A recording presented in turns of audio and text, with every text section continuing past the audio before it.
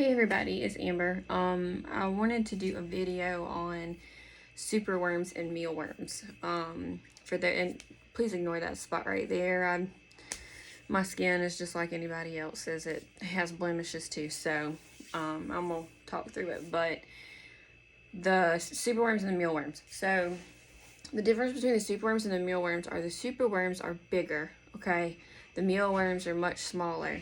Also, they change differently as far as their life cycles. So if you go into a store, you're going to find mealworms in the refrigerator. Okay. If you go into a store, you're going to find superworms outside of the refrigerator. And the reason for that is a mealworm, if left at room temperature, they basically come to life. So they will start moving around, they'll start, eating and doing stuff like that. A mealworm will basically automatically, like their body will pupate, and what that is kind of like a cocoon, like a butterfly. You know how a caterpillar goes into a cocoon and then comes out as a butterfly? Well, a mealworm will live at room temperature for like a few weeks, and then they'll do what's called pupating, which is like a cocoon. And then they will basically come out of that cocoon as a beetle, like a small beetle. Excuse me. And so with that, they are usually kept in the refrigerator so that they stay in the mealworm state of their life a lot longer. That's how people keep them from changing into the beetle, because you can't feed the beetle to the gecko or whatever. You can try to feed the pupa, but I've never done that. I usually take it out once I see it, if it gets out and turns into a pupa or something. And I've never seen one of them eat it. So that is the mealworm. Okay, as far as the superworm, those can live at room temperature as a superworm forever, seems like. When I had the superworms, in order to get it to pupate, I had to put it in like a clear ramekin with a lid, okay, with no food for several weeks before it ever pupated. And that thing lived in that ramekin for like a week or two, and then all of a sudden it quit moving and started drawing up into like a C shape. And then after like week 3, sometimes week 4, it would pupate into that little cocoon. And then a couple weeks later, it would pop out as a very large beetle, which is what lays the eggs to make the worms. So it's the same cycle as far as mealworm and superworm. It's just the mealworms automatically pupate throughout their life if they're not put into a refrigerator to stall their life. But the superworm doesn't. You have to starve the superworm, from what I've researched and from what I did, because I actually did it myself with 3 of them to see how to change them into a beetle, to see if I could breed them. And so anyway, that's the difference between the mealworm and the superworm. So they're different sizes, and their life cycles are basically, you have to starve the superworm so it can live at room temperature, and the mealworm, if it's at room temperature, it's going to pupate on its own. So you're not going to be able to stall that life cycle until you put it in the refrigerator. Okay, so now that we're past that, I wanted to share with you guys what we do, or what I do. David keeps saying that I keep saying we do this, we do that, but I told him, I said, your money contributes to it, so technically it is we, even though I do all of the stuff with the reptiles. But for those of you who don't know where to get your worms from, and you always go to like the pet stores and stuff, that I have done that when I can't get what I need in time online, or if I'm waiting on my check to hit and I haven't got enough money to buy bulk, then I'll go to the pet store and just get a little container until my check hits and I can order what I need. But I was talking to a lady the other day, and she was telling me, that she goes to different stores and stuff like I did at first. But I actually wanted to tell you guys what I told her. I found online this place called Critter Depot, and they wrap the shipping into the price of the worms. So if you order 500 superworms, it's $28, and it says free shipping. But you can also go to what's called flukers.com. They have them for like $17, but the shipping is $9. So it basically adds up to the same thing. Flukers, you can do like recurring shipments, which I've never done, but you can do them weekly, monthly, whatever.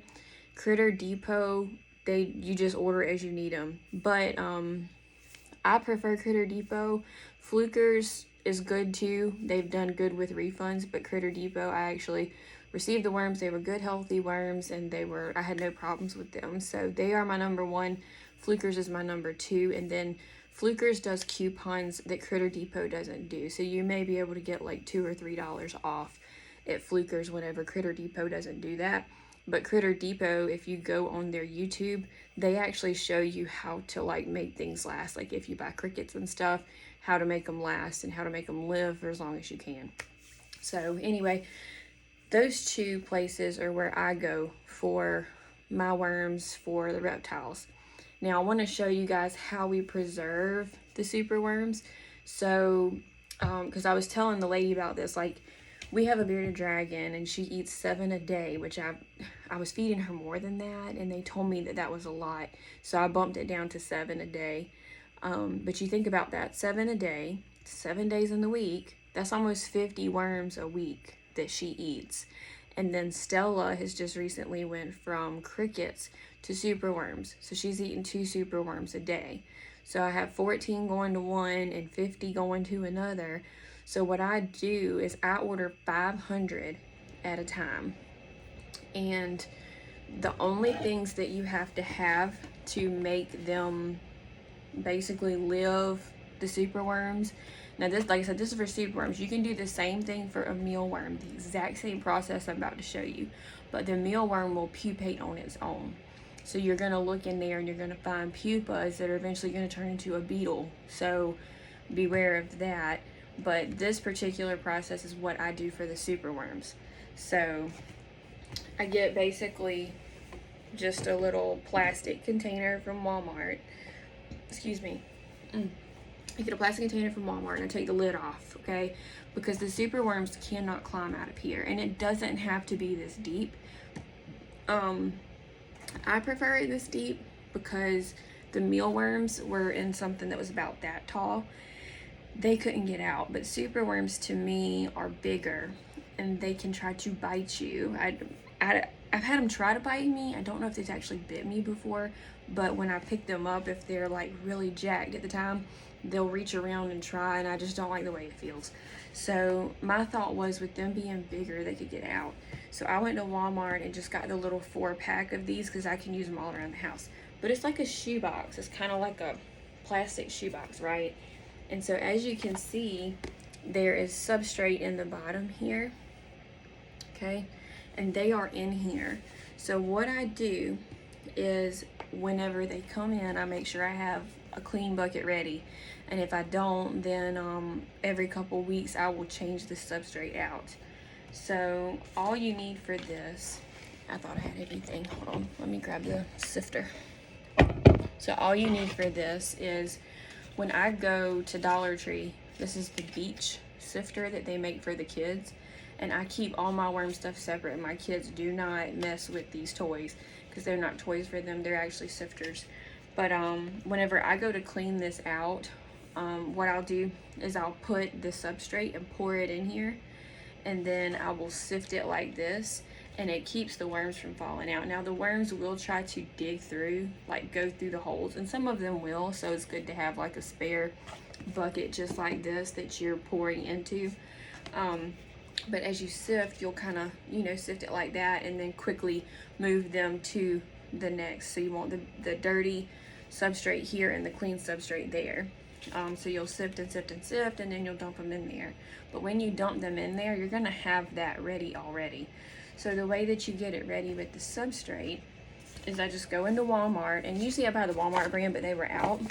But this right here is Martha White, but I mean, either way, it's all the same. It's like $2.50 or less. But this is yellow cornmeal, okay? This is really thin. I have tried to use oats, and they're thicker, and it's harder to sift.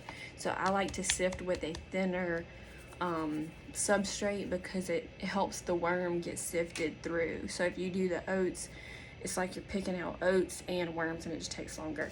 So the yellow cornmeal is what I use. So basically, you'll get the tub, okay? You'll pour the yellow cornmeal in there, and you don't need a deep layer. I mean, it was probably a little higher at one time, but you want enough for them to be able to burrow in. But they also, if I'm not mistaken, they eat this stuff. So I put the yellow cornmeal in there, and like I said, it's like $2.50 for a bag, and you're not even using the whole bag. So this bag has lasted me many substrate changes. So I might buy a bag every 3 months. Okay, so you're gonna put the yellow cornmeal in there, and then you sift those worms, right? And after you sift those worms, the worms that are left in here when all that other substrate, dirty substrate is gone, you're gonna get them and you're gonna dump them into that fresh yellow cornmeal that you just put into your shoebox container. Okay, so you're gonna dump them into that yellow cornmeal, and you're gonna do that with all 500 of them. And if they don't come in a substrate and they just come in a bag and they're shipped to you in a bag, you can honestly prepare the box with the cornmeal, dump the bag into the box with the cornmeal, because there's nothing to sift. Sometimes they don't put anything in there for you to sift. Sometimes it's just like egg crates or cardboard or something, and so you'll just knock those worms off that cardboard, throw the cardboard in the trash, and the worms will live in the cornmeal. Okay, so they're going to eat that cornmeal, and that's going to be their food. Now as far as their water source, I go into the produce part of Walmart. These are like $1.77, okay? And this whole bag will last me a while because I use it for, well, if I use it for just the worms, it'll last a while. I use it for my tortoise too, so she loves carrots, so she'll go through them. But if it's just the worms, it'll last me many weeks. But what you do is, once you get your worms in there on top of your yellow cornmeal, you're gonna get some of these carrot shreds and just sprinkle them all over, okay? So you're gonna have basically yellow cornmeal, superworms, and then you're gonna sprinkle these carrots, okay? And what it is the carrots is their source of water, and then the cornmeal is their substrate, so they're gonna pee and poop in that. But if I'm not mistaken, they also eat that cornmeal. So 2 or 3 things, it's really like under $10. So if you get a container, and then you get your cornmeal, and then you get your carrots, that's really all you need, okay? And what I do, honestly, is I leave this in the reptile room open, just like this. I don't put a lid on it. I just leave it open. And so, I mean, you can see the worms. Let me twist it around. So you can see the worms right up here. They're crawling all around in here all the time. And I just tell the kids don't touch it. And I mean, even the cat, you know, she'll get near it, but she doesn't knock it off like she used to. If it's really light, she will. But usually something like this is a little bit heavier because you have the cornmeal in there too. So, excuse me, you have the cornmeal in there too. So usually she can't knock it off. But if she can knock it off, she will. Because I've seen her knock off like crickets before and stuff. But luckily I've had a lid on them. So if you have, you know, an animal that's really into everything, kind of like a cat, you can put a lid on it. Just be very careful with what you use. Like, I've used glass before and poked holes in the lid, and it got really messy and sticky and wet. So I've had better luck with just the tubs. And honestly, if she gets to where she does too much, I just shut her out the room. But for me, this works really well. And then every day I can come in here, grab the superworms that I need. And then after about, I think it's like 4 or 6 weeks, I don't know, you'll start kind of smelling something, and it's them. So you'll know, okay, it's time to change out my substrate. But you should still have cornmeal left, and you should still have carrots left. And you don't have to feed them carrots often. I mean, the carrots dry up and they're still okay. You know, they eat the cornmeal, but I just put fresh carrots in there every couple weeks if I, you know, walk by and I notice that they're dried out or something and that they need more. But anyway, I just wanted to share with you guys how we do it, or how I do it, because, you know, it's tough going to PetSense every week, and then if they don't have it, going to Columbia. So, you know, and usually you can only buy 50 or 100, and when you do, they're quite pricey. So for 500 worms, $28, and then you set it up this way, and you have worms at the ready. Now, they are not going to breed and produce more. That's not what they do. The worms have to be basically transformed into a beetle to breed and lay eggs.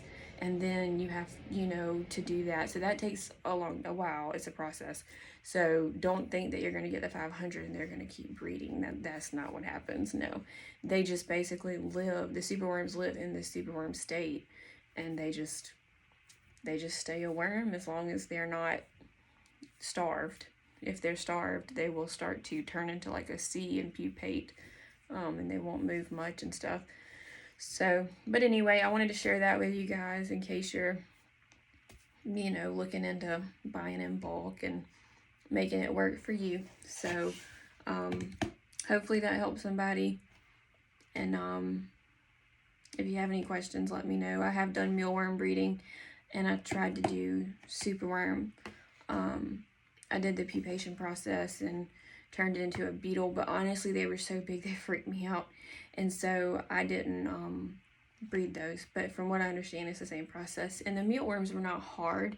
It's just that I sunk more money into it and it took forever and didn't have time to clean it all the time. So it's easier for me to buy in bulk, let them live the way they live, and then just keep going on with everything. But if you have any questions as far as worms go, I will help you as best I can. And if I can't, I do have a couple resources where people who may know more than I do that live in other areas, and they have lizards and they sell snakes and lizards and stuff, so they could possibly know more than I do. And we could always reach out to them and see if they could help us. But just wanted to share that with you guys. And if you have any questions, just let me know. Thanks.